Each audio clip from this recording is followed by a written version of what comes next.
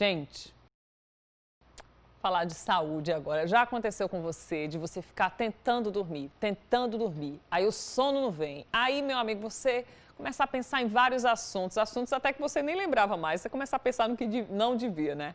Entre esses assuntos, as poucas horas de sono que te restam. E aí você fica se martirizando, fazendo as contas. Meu Deus, eu já perdi tantas horas de sono, só tenho tantas horas para me acordar, ai, ai, ai. Bom, esse problema vai aumentando e você nem descansa. Sobre essas e outras aflições, a gente conversa agora com o doutor Bruno Lacerda, especialista em sono, né, doutor? Um ótimo dia para o senhor. São muitas pessoas passando por aflições antes de dormir e querem também tirar várias dúvidas. Eu já quero começar perguntando isso para o senhor. Essa história da gente ficar contabilizando as horas de sono, porque vocês especialistas dizem, o ideal são 8 horas, né? 7 a 8 horas. E aí, quando a gente não consegue completar essas 7, 8 horas, fica se martirizando e parece que piora a situação do sono, você nem descansa. Bom dia, Denise, bom dia a todos. É uma enorme satisfação estar aqui mais uma vez com todos vocês. Na verdade, essa questão de número de horas muitas vezes faz com que o paciente se torne até mais ansioso, né? Como você falou anteriormente. A questão crucial para a manutenção da insônia, em geral, é a ansiedade, essa preocupação com alguns temas, né, relevantes à vida e depois a própria preocupação com o fato de não estar dormindo. Hoje nós temos até esses aplicativos, relógios, né, aplicativos no smartphone, que vão cronometrando, né, o número de horas e dando uma certa estatística.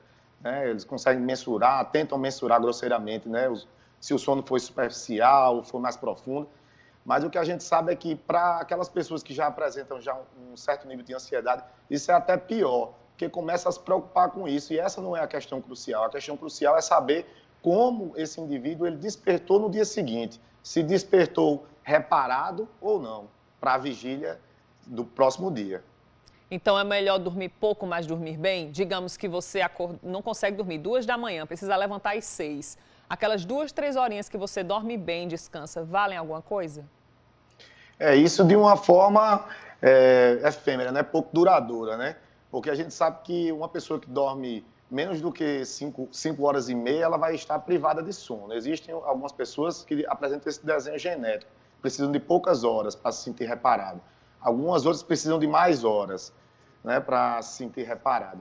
Mas a questão é essa, né? É como desperta. Se passa a não despertar bem no dia seguinte, as pessoas já têm que começar a se preocupar em buscar ajuda. Né? Victor Hugo, que é um romancista francês, ele dizia assim, que de vez em quando nós devemos colocar nossas coisas diante de nós. Né? E quando ele dizia isso, ele queria dizer que a gente deve colocar os nossos pensamentos e as nossas emoções diante da gente, para saber quem manda em quem. Né? Mas só que, na verdade, porque nós temos uma essência, uma identidade que não são essencialmente nossos pensamentos e as nossas emoções. Mas o que ocorre é que muitas vezes nós somos tomados por elas e isso faz com que muitas vezes o indivíduo leve toda essa preocupação para a cama, essas emoções ácidas, e isso faz com que haja uma dificuldade, né, em iniciar e manter o sono.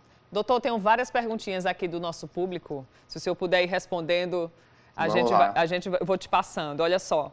É verdade que o café faz mal para quem tem insônia? Isso. O café é uma substância estimulante, né, a cafeína.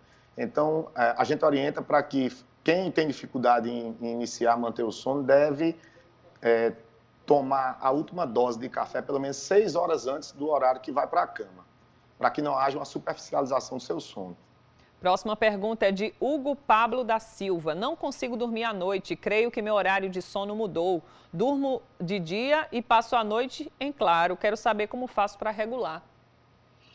Isso aí é muito comum, é um distúrbio de ritmo. Né? O indivíduo começa a dormir mais tarde, ele atrasa a fase do sono, atrasa a liberação de melatonina e aí também tem que dormir mais horas, né? Começa a acordar mais tarde. Para regularizar isso, a gente tem que conversar sobre a higiene do sono e muitas vezes tem que ser lançado mão de melatonina para sincronizar novamente o ritmo dele com o ritmo social.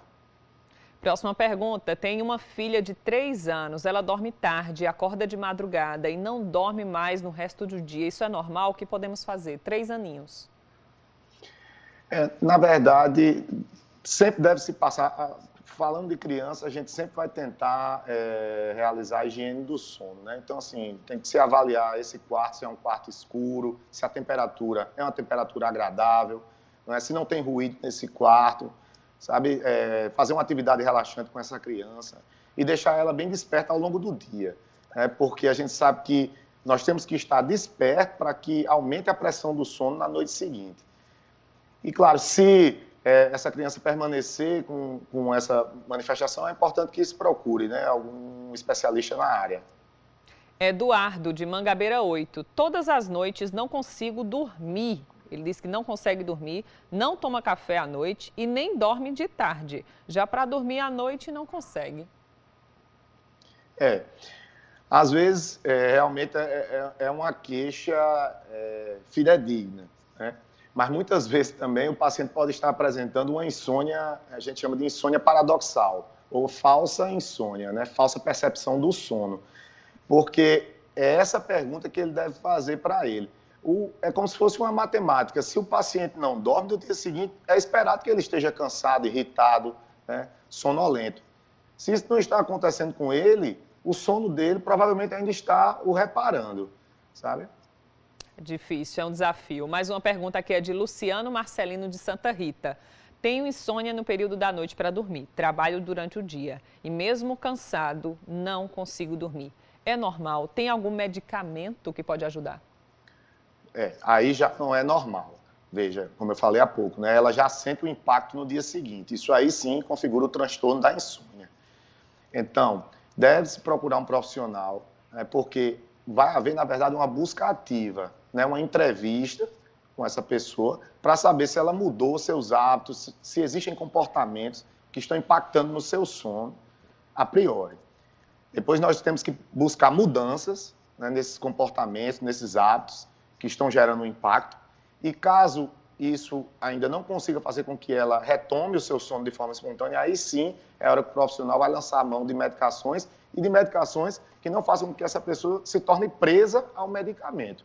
Porque essa pessoa dormia espontaneamente, passa a não dormir e ela vai voltar a dormir espontaneamente.